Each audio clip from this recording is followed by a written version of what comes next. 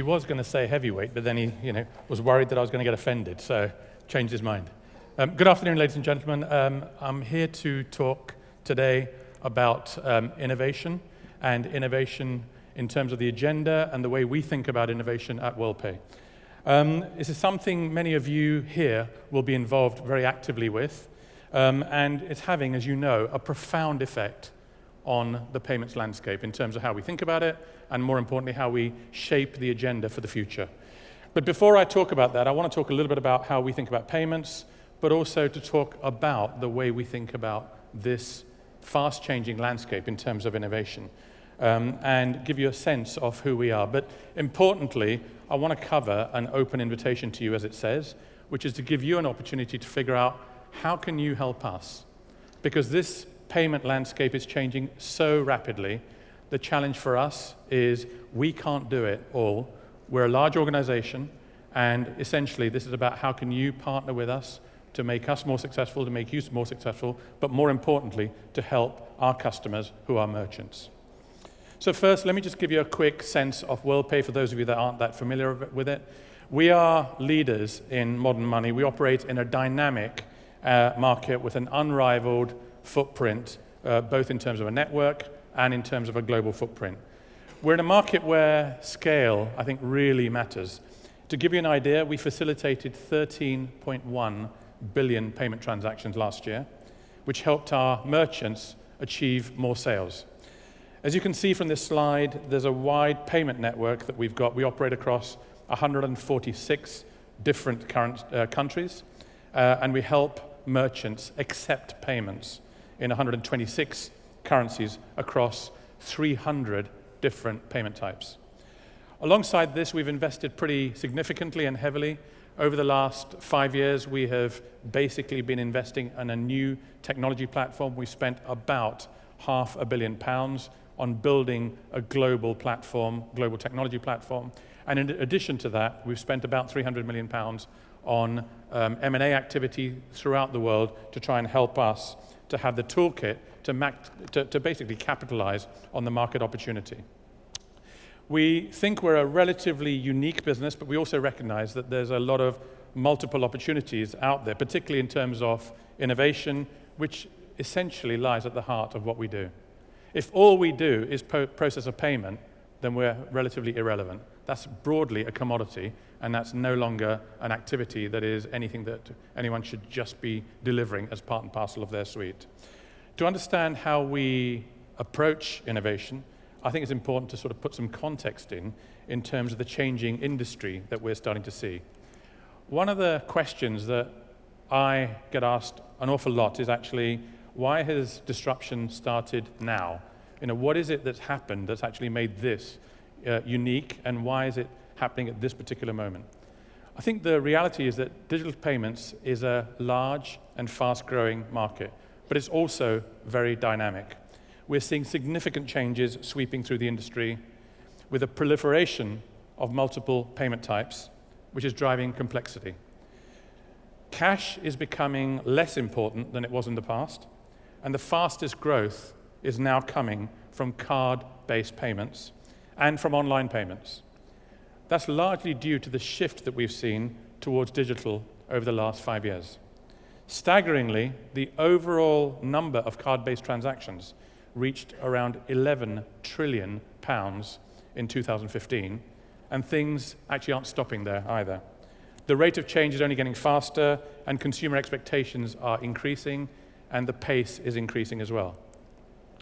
With this increasing appetite for digital payment technology, the general growth in the sector, it's not surprising that we're seeing significant new investment into the industry, much more so than we've seen in the past. The characteristics that I think of as it relates to the payment industry is, one, it's basically predictable revenues because of the long-term nature contracts of the business that we're in. There are long-term contracts, and therefore it's predictable, steady revenues. Secondly, it's a low capital environment in a normalized environment. And thirdly, cash generation. That's at the heart of many of the things that many of us in this room are thinking through. According to Citibank, over $19 billion was invested in fintech in 2015. When you compare that to the $1.8 billion dollars in 2010, you can see the significant amount that's actually happening in this industry. And if we look at what this has meant for startups on this slide, specifically venture capital, 3.8 billion at the end of 2015, and that figure is expected to increase. So why is there all this interest? Essentially, this dynamic market offers a platform for new businesses to drive sustainable growth and profitability. For us at Worldpay, our success over the last 5 years has resulted in strong cash flow, and that's going to allow us to reinvest in our business. We're also looking at new technologies and capabilities alongside potential partnerships, and that's where many of you can help us. And the overall purpose of that is to help our customers prosper. What's exciting is that we're seeing an emergence of more and more innovative startups that are looking at a range of technologies to address some of the most complex and difficult trends that need to be satisfied for merchants. These largely focus on new products. When I talk about new products in the payment space for an acquirer or a merchant acquirer such as us, it tends to be about driving a series of activities which may be about driving more sales. That might be simply by driving higher acceptance rates or reducing decline rates. It might also be about reducing cost by routing transactions in a more optimal way, or thirdly, by driving and reducing fraud for the merchant. So overall, everything that I'm talking about is confirming, I think, that payments is suddenly become more than interesting, more than sexy, but most importantly, it's become strategic. It's a very dynamic space that we're occupying, and I think what we can start to see is the increasing complexity in payments. And what does that really, really mean? Essentially, customers or consumers, as you think of it, are seeing more convergence, and they're wanting a seamless experience across all the ways that they shop, whether it's physical, online, mobile, or in store. Mobile is becoming more and more important, both for payment and, importantly, as a form of identification. Similarly, consumers are becoming more demanding. They're expecting better hosted payment pages, whether it's on the website or wanting to use new ways to pay. Merchants, on the other hand, want more insight. They want the data to deliver a personalized service for their consumers with targeted recommendations and promotions. And indeed, markets are becoming much more international, with cross-border retail growing at a rapid pace. And that's a combination of online and mobile. And then finally, for us, security, I think, is increasingly top of mind for both merchants and consumers, and therefore for us. So what's coming next, and how do we help the industry adapt for the better to this continually evolving payments landscape? I think it's going to be a fairly messy scrum, because the trends we're tracking are going to interact and mix in a very unpredictable way. So how do we try and make some sense of this? As I said, our mission is to solve complexity. That is at the heart of what we're trying to do. And that's for our customers, and that's achieved through continual investment in innovation. Whilst we're pretty proud of our innovative history, we're determined to stay at the forefront and help our customers to sell more, to reduce their cost, or to reduce the fraud. To do this alongside our internal incubation channels, we're establishing new, improved ways of working with a thriving startup scene. We're doing this via partnering with companies and establishing an aggressive, fast proof of concept program, as demonstrated with some of the work we've done over the last few months and years in terms of biometrics, where we looked at face recognition in terms of POS, or finger vein technology at point of sale as well.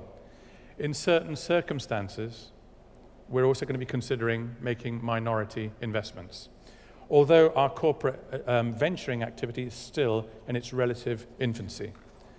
In circumstances where we do invest, we will do so where there's a clear strategic rationale, as well as a strong financial investment case. It's imperative that both objectives for us are met. And we see all these activities as driving innovation, in a more efficient and effective manner, but it allows us to innovate faster. It allows us to conduct research in a faster way and find disruptive technologies that preempt competitive activities. If you look at this slide, it gives you a sense of what is critical to us in terms of combining our strategies along with 4 central pillars: building, acquiring, partnering, and distributing, in order to ensure that we increase our scale, our network, our payment methods, our licenses, and technologies. Our criteria for investment and innovation includes the following 4 aspects. Firstly, we want a strong value proposition that is strategically relevant to us, Worldpay, in other words, for our merchants. Secondly, we want a compelling investment case. The third aspect is critical. We want a strong and informed management team. And fourthly, we want a strong technology and discernible competitive advantage. So whether it's partnering or investing, we're going to bring access to certain things for these players. We're going to bring them a large, established customer base. We've got 400,000 merchants throughout our ecosystem.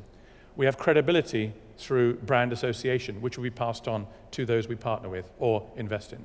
And we're going to bring internal expertise alongside extensive industry knowledge. Historically, our business was slow in terms of growth, but the world has changed. And when we separated from Royal Bank of Scotland 5 years ago, we invested heavily to access new growth areas and services to customers.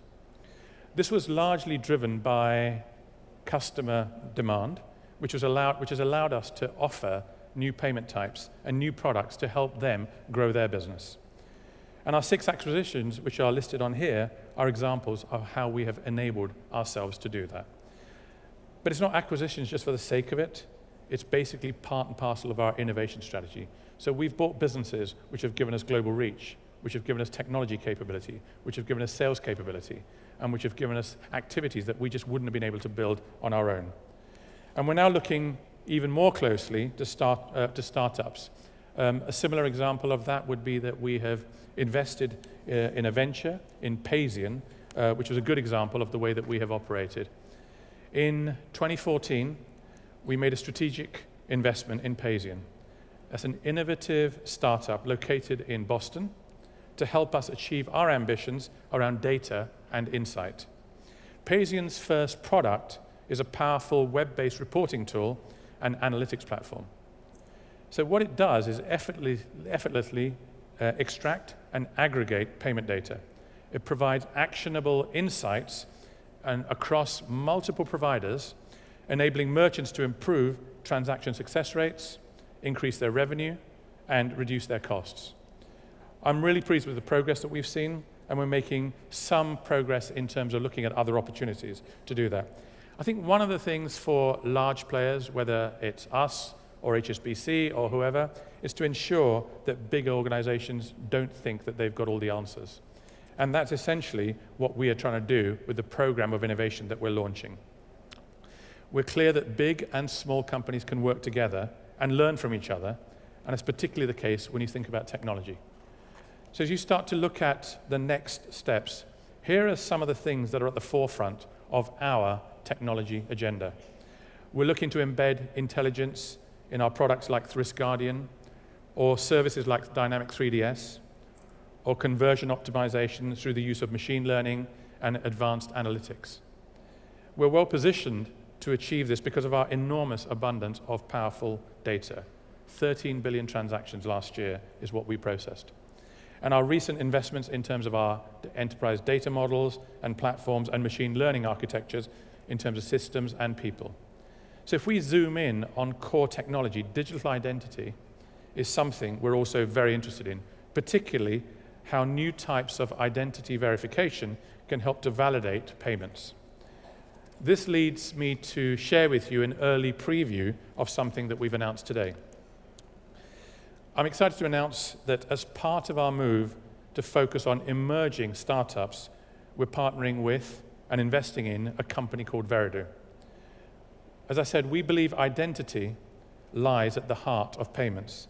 So what if we could use an online footprint to check identity?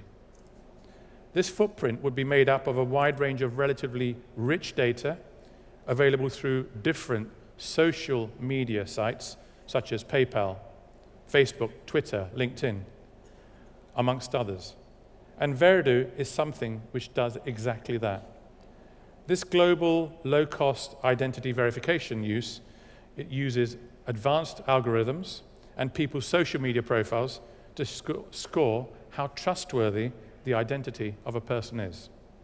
As we know, one of the biggest challenges an online merchant tends to face is to accept as many good payments as possible while avoiding as many fraudulent potential ones. In order to do this, we need to be able to authenticate transactions with confidence, quickly and easily. We believe that this type of innovation is highly relevant to high-risk transactions that might otherwise be declined.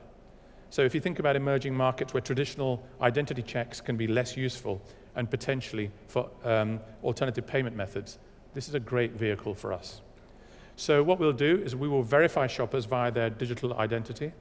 Veridu's technology delivers an additional level of security for higher risk transactions. Importantly, our partnership with this innovative startup will offer our customers another way to protect their business from online fraud that would be complementary to the existing tools that we have in our ecosystem. So how does this thing work?